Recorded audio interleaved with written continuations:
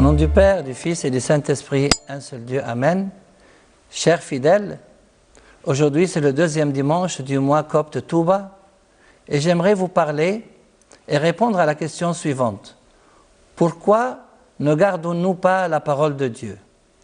Comme introduction, dans l'évangile d'aujourd'hui, tandis que notre Seigneur Jésus parlait, une femme éleva la voix du milieu de la foule et lui dit « Heureux le ventre qui t'a porté et les seins qui t'ont allaité. » Mais il répondit « Heureux plutôt ceux qui écoutent la parole de Dieu et qui la gardent. » La question à laquelle je souhaite, avec vous, trouver une réponse est la suivante. Qu'est-ce qui nous empêche et qu'est-ce qui nous aide à garder la parole de Dieu? Qu'est-ce qui nous empêche de garder la parole de Dieu? C'est la peur et le doute. La peur, dans l'évangile de l'office de l'encens du soir, Jésus obligea ses disciples à monter dans le bateau et à le précéder sur l'autre rive, pendant qu'il renverrait les foules. Et après avoir renvoyé les foules, il monta dans la montagne pour prier à l'écart. Le soir venu, il était là seul. La barque se trouvait déjà à plusieurs centaines de mètres de la terre. Elle était battue par les vagues, le vent étant contraire. Vers la fin de la nuit, il vint vers eux en marchant sur la mer.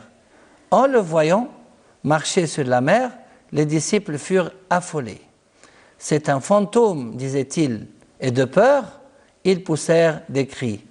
Mais aussitôt, Jésus leur parla, « Confiance, c'est moi, n'ayez pas peur. » Quant au doute, dans le même évangile de l'office de l'encens du soir, s'adressant à lui, Pierre lui dit, « Seigneur, si c'est bien toi, ordonne-moi de venir vers toi sur les eaux. » « Viens, dit-il. Et Pierre, descendu de la barque, marcha sur les eaux et alla vers Jésus. Mais en voyant le vent, il eut peur, et commençant à couler, il s'écria, « Seigneur, sauve-moi » Aussitôt Jésus, tendant la main, le saisit en lui disant, « Homme de peu de foi, pourquoi as-tu douté ?» Et quand ils furent montés dans la barque, le vent tomba. Par contre, dans l'évangile de l'office de l'encens de l'aube, les esprits impurs ne doutaient pas de lui. Quand ils le voyaient, se jetaient à ses pieds et criaient « Tu es le Fils de Dieu ». Quelle honte! Les esprits impurs ne doutaient pas de lui, alors que nous, les enfants de Dieu, nous doutons de lui et de sa puissance. Malheureusement, chers frères et sœurs, la peur et le doute sont devenus certains des phénomènes les plus dangereux de notre société, y compris chez les gens les plus civilisés. Peur de l'avenir, doute de l'autre, etc. Qu'est-ce qui nous aide à garder la parole de Dieu? D'abord, la foi agissant par l'amour, puis aimer en acte et dans la vérité, et finalement, livrer sa vie pour le nom de notre Seigneur Jésus.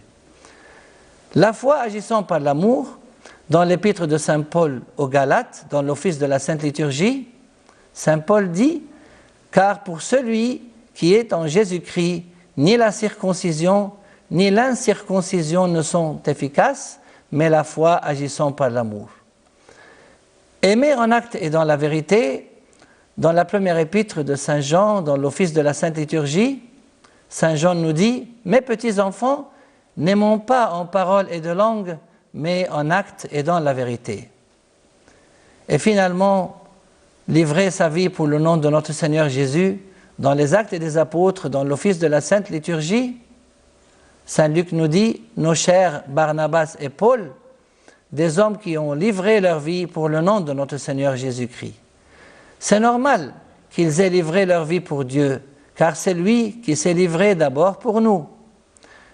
Comme c'est écrit dans l'évangile de Saint Jean chapitre 3, Dieu en effet a tant aimé le monde qu'il a livré son Fils, son unique, pour que tout homme qui croit en lui ne périsse pas, mais ait la vie éternelle. Cette livraison constitue un acte de réciprocité.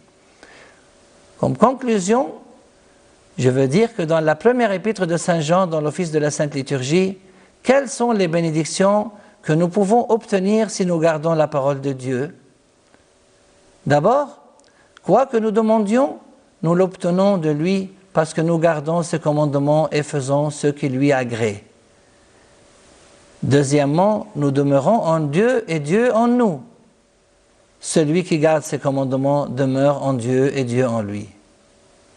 Et voici son commandement, adhérer avec foi à son Fils Jésus-Christ et nous aimer les uns les autres comme il nous en a donné le commandement. Que notre Seigneur nous aide, chers frères et sœurs, à garder toujours ses commandements et gloire à lui éternellement.